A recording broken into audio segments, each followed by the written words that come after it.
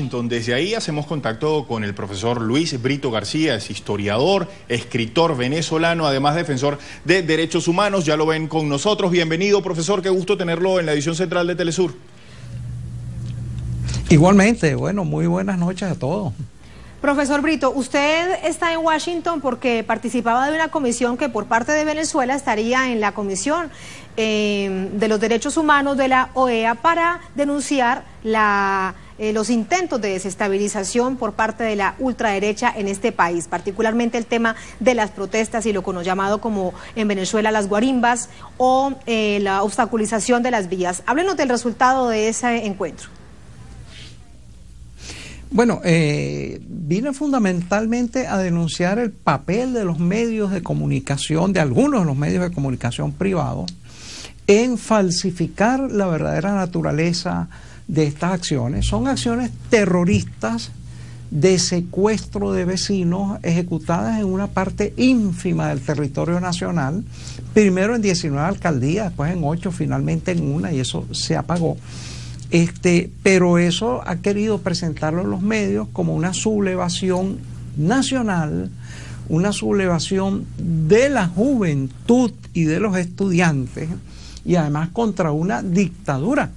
Llevé un enorme paquete de recortes, porque decían, bueno, que en Venezuela hay una dictadura. Yo decía, ¿y cómo una dictadura deja sacar periódicos en donde dicen que es una dictadura, que practica la censura, etcétera, etcétera? Entonces, esa es una operación de falsificación sumamente peligrosa, porque vean ustedes, es como el intento de justificar un posible golpe de Estado o una intervención extranjera o una secesión del territorio. Y en los últimos días ha habido noticias de que han sido detenidos 3 altos oficiales que estarían involucrados en un golpe de Estado.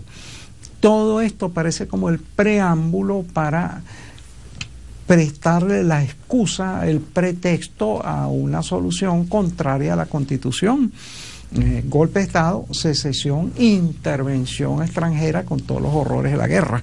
Entonces denuncié eso ante la Comisión Interamericana de los Derechos Humanos, la cual usualmente presta oídos sordos a todas estas denuncias de Venezuela y únicamente escucha a los peticionarios que van a plantear denuncias absurdas contra Venezuela.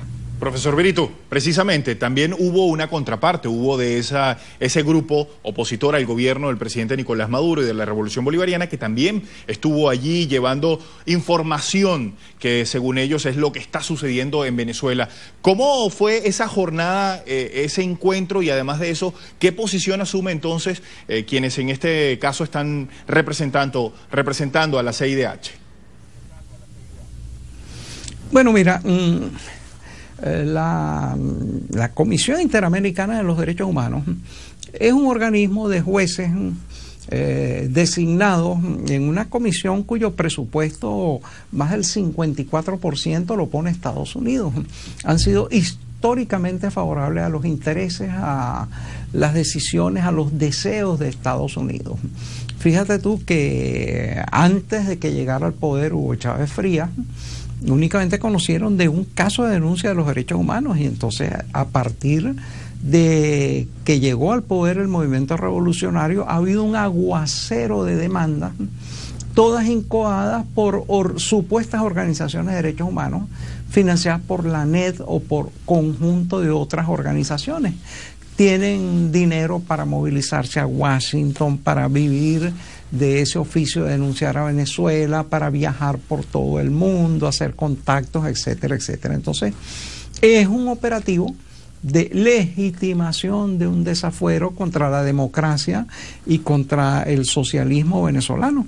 Sencillamente es eso, y entonces en esos términos intenté, dentro de lo posible, refutar los argumentos que llevaron, aunque sé muy bien que seguramente los magistrados de la Comisión Interamericana no le prestan el menor oído a esos alegatos. Ellos siempre tienen los oídos abiertos para los que denuncian y condenan a Venezuela y los oídos cerrados para aquellos que la defienden.